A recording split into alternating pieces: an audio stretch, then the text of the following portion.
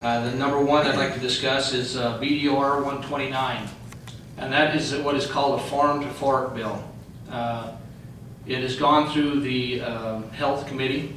I think we've got support in that committee to move forward with it. And basically what it does is it gives the opportunity for those people out there to choose what they eat and how they eat and where they eat and where they get their produce from, or so it's kind of a little farm bill. I invited Monty and Laura Bledsoe here to kind of explain where this all started and how we got to this point, and then maybe discuss what they envision out of this bill. So if I could turn a little time over to Laura and Monty, whichever one wants to take that. So I'll let Laura do it. Do I need to come there? Come right here. Thank you, Assemblyman Hardy. We're just kind of getting into how this whole government system works here in good ways and bad ways, I guess. We just very briefly, what brought this to a head. We had a farm to fork dinner. We have a small farm in Overton.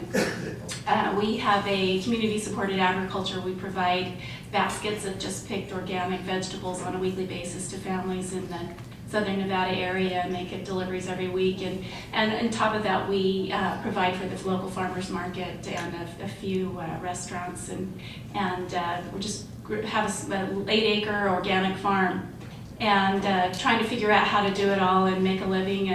And 2 years ago, it was just, there's a great need. First of all, there's a great need for good, wholesome food. And we feel that in our own personal lives, in our family. We know as a community we need that as well. And so anyway, we wanted to have a celebration. It was October. There was an abundance of produce coming from the farm, lots of good things going on. And we wanted to have a celebration of the harvest and the beautiful time of year. We know some excellent chefs that we work with in Las Vegas, and we had what we call the farm to fork dinner, and brought the chef in, and almost all of the produce and meats were from our farm or from other local farmers, and we advertised it as a 0-mile footprint, literally coming right from the farm, and did open it up to the public because we wanted it to be a celebration of the community. What happened is, just a couple of days before the dinner, we got a phone call from the health department asking us if we had pulled a permit for the event. And we thought, no, hadn't pulled a permit, it's just in my backyard, But they informed us that because it was open to the public and that we were paying for the meal, that of course we did need to. My husband immediately came to Mesquite to get the permit, and he was informed that it would only be issued upon an inspection. That inspection literally occurred while our guests were arriving. I mentioned this to my chef, and he said, no problem, work with the health department all the time, I know what they're looking for, no problem, we have a certified kitchen trailer ready, all of that. Well, to make a long story short, what happened is they were out to shut this event down. The health department came, the inspector came and wanted to close this event. There was no, let's see what's going on, what we can do to make you better. It was, we want you to send your guests home, or we'll call the police and have them personally escorted off. The reason was that our meats were not USDA inspected. They came from the farm, produced on the farm, never left the farm, and were part of that meal. Pasture-based, organically raised, beautiful meats, rabbit, chicken, some pork, that type of thing. The other thing was that there was, I won't go through the whole horror story of what happened, but the other thing was that the vegetables that had been pre-prepared to get things moving were told that we had to destroy those because they weren't at proper temperature. Well, they were being brought to temperature literally as our guests were arriving or coming. So anyway, there was just a lot of fault finding that was happening, a lot of working through the police and such. And anyway, what we ended up doing that night is these guests came from Las Vegas, came from St. George, came from Mesquite, came from everywhere to the farm for the specific dinner of having a farm-raised, fresh, wholesome meal prepared beautifully by a chef and beautiful evening. So what happened very quickly was my husband reminded me that we had a phone call, a number on our refrigerator for the Farm to Consumer Legal Defense Fund, and I'd forgotten about that. I made that phone call and he quickly reminded me of my constitutional rights, that if they did not have a search permit or a arrest warrant, to kindly invite them to leave, which we did, and they had to do that. And in the meantime, the food had been destroyed. We were demanded to pour bleach on the food, that it was absolutely, we couldn't even feed it to our pigs. It was not even available for that. It was just a horrific experience, but just to get past that now, it ended up being beautiful. We sent her off, the chef got busy, we had a dinner and along we went. But what happened was an eye-awakening experience that we realized that we are not, we do not have the freedom and the liberty to make the choices that we think we can. All of the guests there were adults. They, when they heard about them, they were absolutely outraged at the fact that we did not have the right to choose that we could consume that meat because it didn't go through a USDA facility. So what that did is it got the ball rolling in the fact that we need the opportunity to have consumer choice. We can make an educated choice on where our food comes and where we want to obtain it. So what happened with this story is it just went all over the place. It went viral. A letter went out to my shareholders. They put it on the internet. We've been getting emails from literally around the world, every state in the union, just this outrage. And I realized, this isn't something we sought, but I just realized why this is such a basic right that we have to eat food of our choice, that we really don't have those choices. And so what happened is many of the Nevada legislators contacted us and said, we want to hear what happened and we want to know what's going on and we'd like to know what we can do to help. So we were invited to participate in this committee that Assemblyman Hardy and Senator Hardy are involved in, and to let us tell our story. We've had some other help with writing some legislative draft. So basically what we're trying to do is put some issues out that allows us to make an educated choice. I wanted to address 3 things, and I was told under no uncertain terms this time to address raw milk because I think I'm passionate about that, so we let that one go.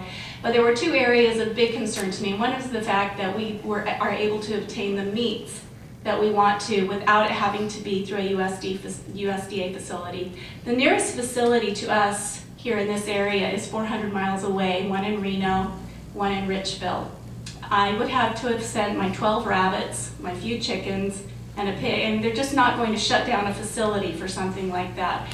Number one, but I want you to know this isn't about having a farm to fork dinner. That's a big deal, that we should be able to do that without intrusion. But more importantly, we should be able to go to a farm, see what their practices are, agree with them or disagree with them, and if we feel comfortable and confident with them, we should be able to buy produce from them without having to go through this entire inspection. Now, this is different than talking about the public restaurants and that type of thing, but as family consumers, we should be able to make an educated choice to be able to go and purchase the meats, the vegetables, any agricultural type products that we feel. So this bill really is addressing that. Number 1 is the meats, and number 2 are minimal risk preserved products like jams and jellies and that type of thing that we commonly sell at the bazaar. You're familiar with probably what happened several years ago in our valley with the pomegranate juice. So we've been selling pomegranate jelly for years and years and years, and all of a sudden pomegranate came out of California and that became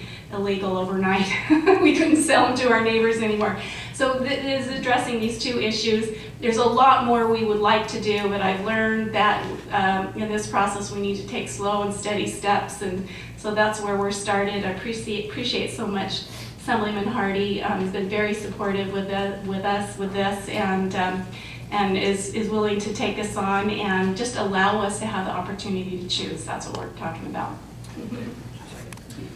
The big thing with this is it's not for resale. Anything that comes off the farm, if somebody purchases it at that farm, it's not to go out to markets and be for resale. It's for your own consumption.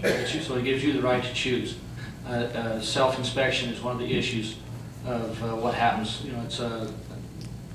I think it's very important. And people look at it as, oh, well, the government's going to save us from everything. Well, one of the largest family reunions in this country is probably right here on the Arizona Strip. The Bundys have anywhere from 800 to 1,200 people show up to that reunion at any time. And nobody inspects their food, and I haven't heard of anybody dying from any type of disease or anything else.